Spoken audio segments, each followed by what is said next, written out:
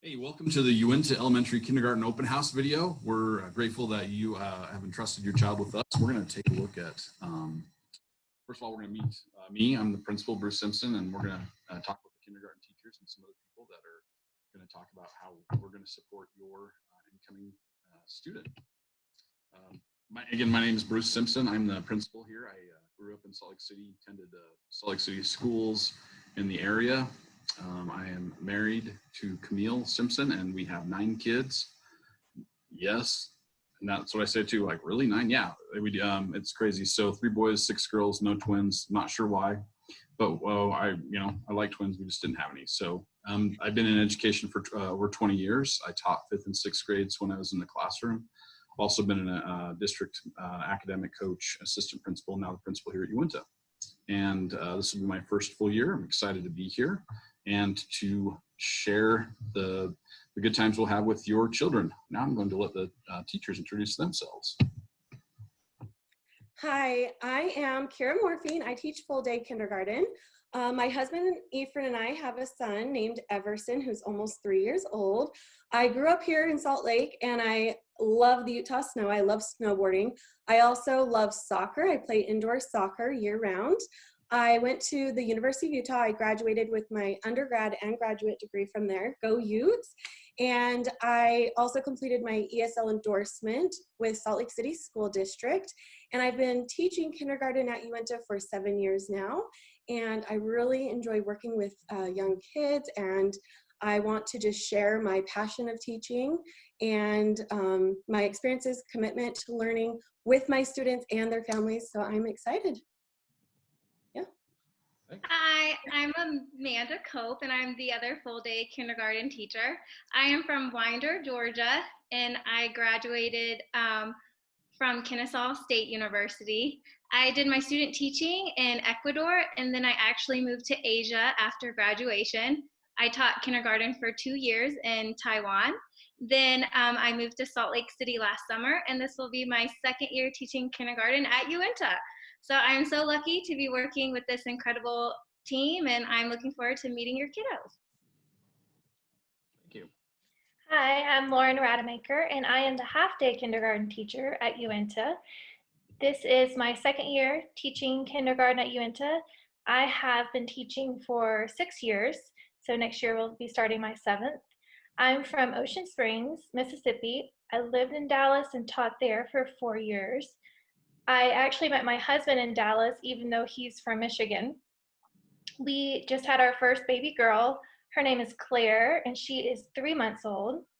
And I really enjoy working with this kindergarten team. Your kids are going to be in great hands. They're a wonderful team to work with. And I like to create an atmosphere that is fun and exciting and loving and exploratory. So I can't wait to meet all of your little kiddos. Awesome. Thank you. Cheryl.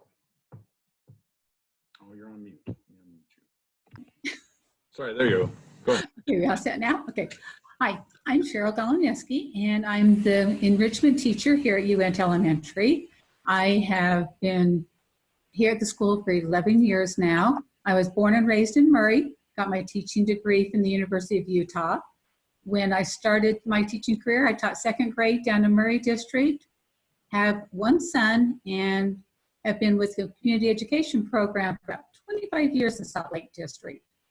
Totally love teaching your boys and girls about all the science and social studies units for the enrichment classes, and I share the classroom with Lauren Rademacher. Sorry, Lauren. Looking forward to another year. Awesome. Thanks, Cheryl. Well, now we're going to talk a little bit about kindergarten readiness. All right, we're going to start with some social skills activities. We encourage your child to participate in a structured environment before entering kindergarten. We also would encourage your child to participate in settings away from parents with other trusted adult teachers or leaders. This will just help create a smooth transition for the fall, and activities could include preschool, church classes, structured neighborhood learning time at home, and some role playing. Okay, and I will be talking about some academic skills. These are things that you can work with your student just to help them get ready for school, just to make them more successful learners once they enter kindergarten. One thing would be writing their name, and this would be starting with the first initial letter being uppercase, and then also using lowercase letters for the rest of their name, and using the correct path of movement, so top to bottom. Another thing you could work on is counting to 10 or more. If they can count more than 10, that's great. Another thing that would be great for you to work with your student on would be exposure to letters and sounds. And that would be like out of order, not just singing the alphabet song, but being able to actually identify the letters. And then another thing that you could work on is just listening skills, so that they can be able to follow directions, raise their hand before they talk and make sure they're not talking out of turn, sitting quietly and listening.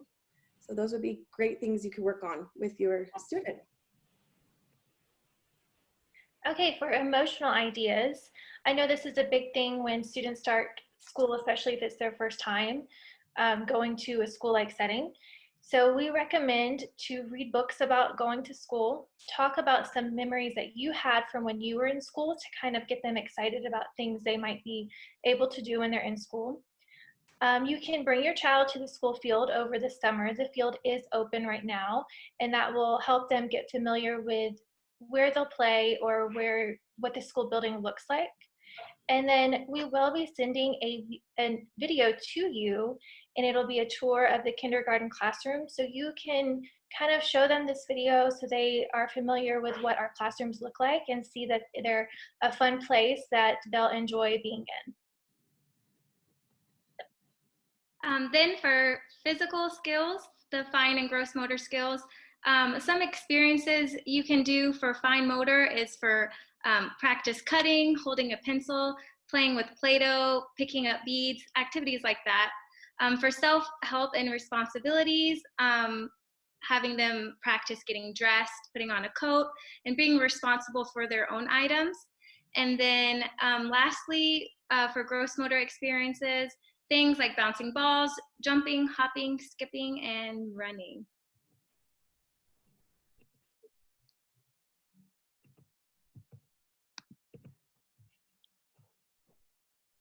We're going to look at full day versus half day with or without the enrichment program. Okay, I will talk to you guys about full day kindergarten. So full day is, we spend more time on literacy and mathematics just to build proficiency. It is the same curriculum and units that are taught in the half day. So we teach the same thing, it's just at a slower pace.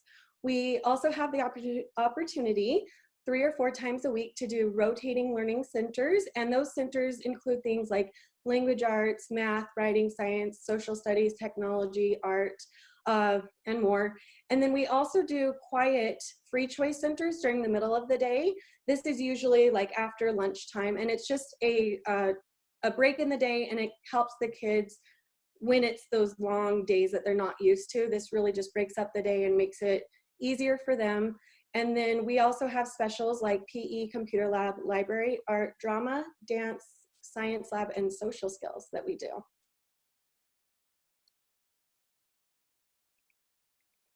Moving on to half day. Okay, in half day, as long as we are back in school in August, so this is kind of the plan that we have when school is in session like normal.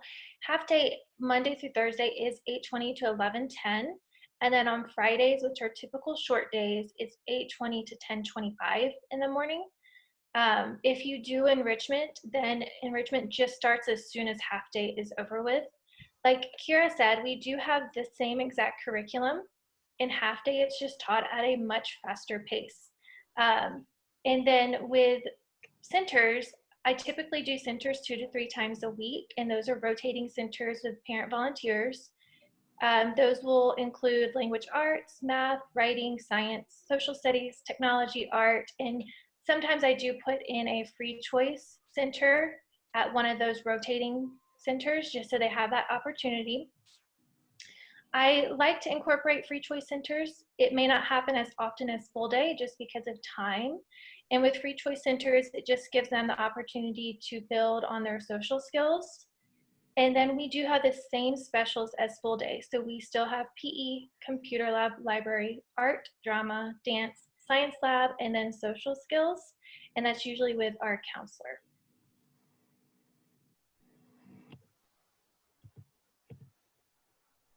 Hi, so I'm Cheryl again, and I do the enrichment program here at Uintah.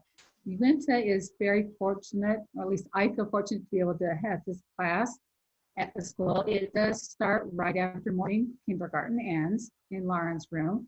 We are lucky enough to share the room and stay right where we are so there's no transition to other classrooms. The kindergarten enrichment program is just an extenuation of the day. So if you have children who need to be there all day, we have this opportunity to keep them there. We support the kindergarten curriculum, but I have the opportunity to expand the units I teach. Throughout the year, we teach about 30 different units, and that also includes social studies units, where we talk about 5 different countries throughout the year. This year, the maximum enrollment is for 20 students, and in July, you can go on to the website, the community educational website, to get the full information. We don't have it yet because of the COVID. We're not sure when registration will be at this time. The other part about our program is that it is tuition-based. So there is a tuition that will be asked. This year, they're paying it quarterly, and this is all done on the computer through community education. So a flyer will hopefully be coming out, maybe in the PDF file, ladies, and it'll have more information on how you can contact community education. Hopefully we'll be able to continue on next year and give your children lots of fun experiences. Thank you. And Cheryl, do you know what the cost will be this year on that? I'm not sure if that was going to change at all, because I figured that's something that people are going to want to know. Okay, so right now it is an average of $225 a month, but they're also asking that it be paid quarterly. So like the first part would be paid from August through October. And then the next one would start, quarter 2 would be November through January. At the time of registration, there is a $50 registration fee that is non-fundable that they do ask for at that time. So instead of it being paid monthly this year, they're having it paid quarterly. Oh, cool. All right. And hopefully, like I said, back in, says in July, they'll have the community educational website up, and there'll be more information on how to register for the program, how to express your interest in the program, and where we go from there. Awesome. Thank you very much. Now we're going to talk with our school nurse about how we can keep our kids healthy and immunization requirements and all that fun stuff. So I'm Stacy McLean. I'm the district nurse at Uintah. I have 7 schools that I take care of, and Uintah is one of my favorites, of course. I have been a nurse for 36 years now. And these are some of the reasons I want you to consider keeping your children home if we are attending school. So all of this, of course, is dependent on what all happens in the next few months. But if the kids are attending school, I really need you to keep them home because of illness. And let's just start with a couple of things. Let's look at vomiting. If your student vomits, they should stay home for 24 hours after they throw up. So if they throw up in the morning and they seem to make it for an hour, don't say, let's try to get to come to school, because there is nothing worse than throwing up in front of all your friends in your classroom. So err on the side of caution and keep your students home for 24 hours after they've vomited. If your student has pink eye, they need to have treatment and stay home for 24 hours until they've been treated for 24 hours. Coughing is also sometimes a problem. Now, if they have uncontrolled excessive coughing, we need them to stay home until you get that figured out and we could see what's going on with that illness. Right now, today, our guidelines say a fever of greater than 100.4. That could possibly change in the fall, depending on what the guidelines we get from the health department are. But at this point, if your child has a fever of 100.4, I need them to stay home until it has been in the normal range for 24 hours without fever reducing medication. So if they have a fever the night before and you throw them on some Tylenol in the morning and they don't have a fever, I still need them to stay home. They need to not be coming to school on medication to keep their fever down. Another reason that it's very important for them to stay home is diarrhea. If they're having loose stools, something different from their normal pattern or something that cannot be contained in the toilet, they definitely need to stay home. You're gonna have access to a complete list at the link that will be on your PowerPoint or on the paper pages that we send home. There are other things like lice and lots of fun, wonderful reasons to stay home. Most of the time, we want your children at school. So that's just a couple of ideas of why to stay home. And the next thing we'll talk about is immunizations. So immunizations are required for school entry. And here's the list of them that they need to have. They can be in the process of getting these immunizations, but they need to be current with it. Now, if you would like them to have an exemption from immunizations, you can see the link that I have on this slide, and that will help you with more information about immunizations, how they need to be spread out, when they need to be received. And if you want an exemption, you can check the link I have. Now, I can also give vaccinations. So I know that it's been kind of a rough time this spring, and there have been many things closing. The doctor's offices at one point were not seeing people, but right now they are back open again in most cases, and they are strongly encouraging people to get their immunizations. And in a lot of cases, they are offering immunization clinics. So if you can't get into your doctor and I can possibly help you, I would be happy to. And on the previous slide, it had my email and my phone number. And I would be happy to talk to you specifically about your students' immunization needs and if I can help you even by providing those immunizations. Okay, so then the next slide is specifically about if your child has any kind of a health condition that might impact them during the school day or any kind of healthcare needs, I would really love for you to reach out to me. Over this summer or anytime now, send me an email, and together you and I will meet if we need to Zoom or whatever we can, and we will make a plan for how we can meet these needs at school. I am specifically interested in speaking with you if your child has diabetes, asthma, a seizure disorder, any kind of an allergy or anaphylaxis. Please, please make sure you reach out to me and drop me a line, give me a call, whatever. We'll work out a plan so that we can keep your child as safe and healthy at school as we can. Thanks. All right, now let's take a look at, the after-school program. So our after-school program coordinator is Mackenzie Holden.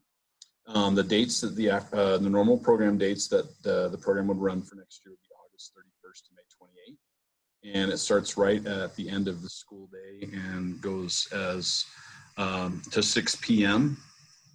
Same on Fridays when we get out of school at 12:45, and it also goes to 6 p.m. There's monthly tuition.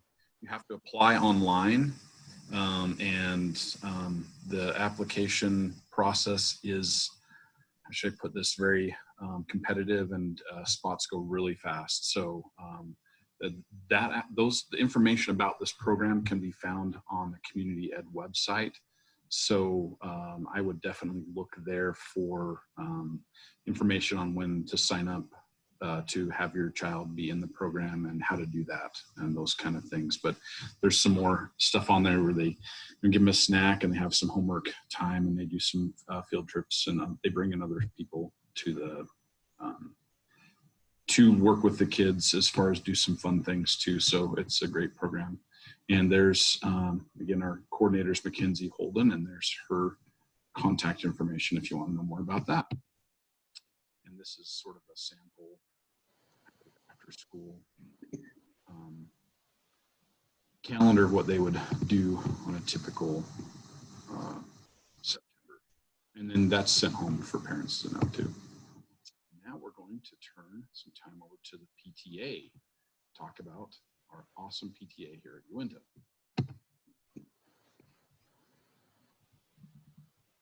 Hi, I'm Ellen. I am a parent of a 6th grader, a 2nd grader, and I'll have a kindergartner starting in the fall.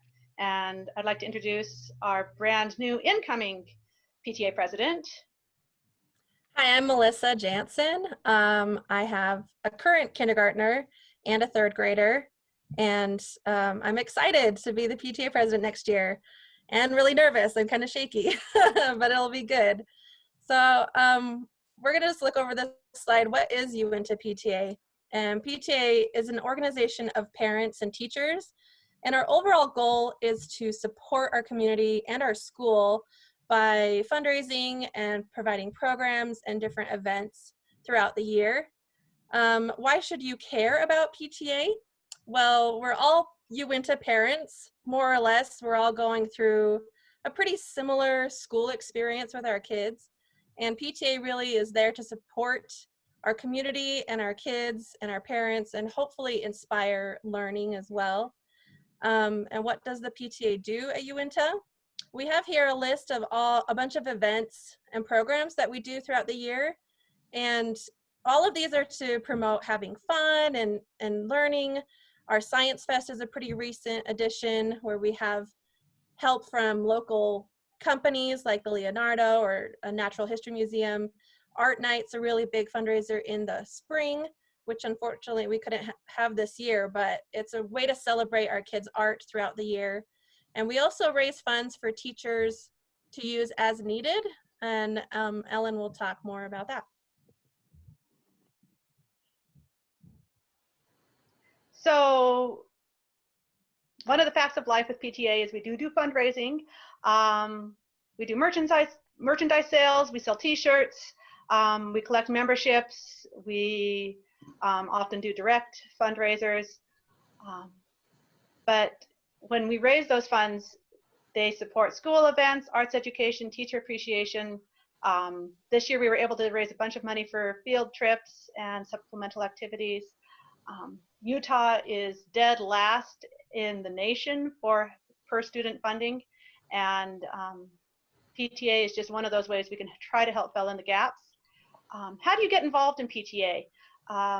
You join the PTA. We try to get as many members as possible. It costs $6.50 to join the PTA, and the money gets split between our own local PTA, and it also, some portions also go to advocate for education at the local, state, and national level. So that gives us a voice. Meetings. You can come to a meeting. It doesn't matter if you are a PTA member. You can be a parent, a grandparent, anyone that is interested in being part of this community at the school, and volunteer. There are so many volunteer opportunities throughout the year. Sometimes you can just volunteer in an event in the evening. You can be a recurring volunteer. We really encourage parents to volunteer in the individual class, and kindergarten is great. You get to be involved with your kids' class at, sometimes you can just come in once a month to do art. Sometimes you can be in weekly, and it's a wonderful opportunity. So as a PTA, we just promote that as well. PTA is a really fun opportunity to get to know what's going on at the school. When I was first invited to PTA by a friend, I didn't know what to expect. I thought maybe it would be a big club or a clique that I wouldn't be able to be a part of, but it's actually been an amazing opportunity. And we really encourage all parents to give it a try. Swing by a meeting. We have meetings mornings, and sometimes we have evening meetings. Just give it a try. You're all welcome. Thank you. Awesome, thank you. Now we're going to talk a little bit about some kindergarten testing that happens.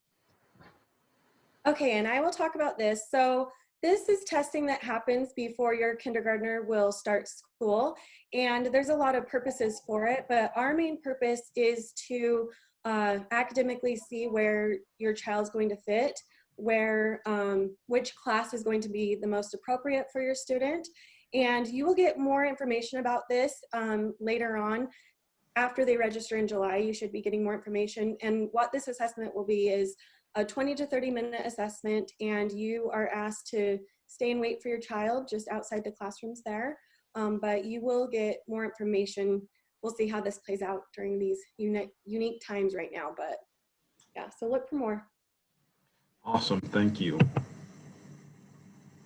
And here is a link, and this will be in the documents that are sent to you, but this is so that you can give us your thoughts and feelings on if you want your child, the preference as far as full day, half day, enrichment and that kind of stuff. So that will go out with this PowerPoint that we'll send out. If you have any questions, you can always feel free to email me, just bruce.simpson@slcschools.org.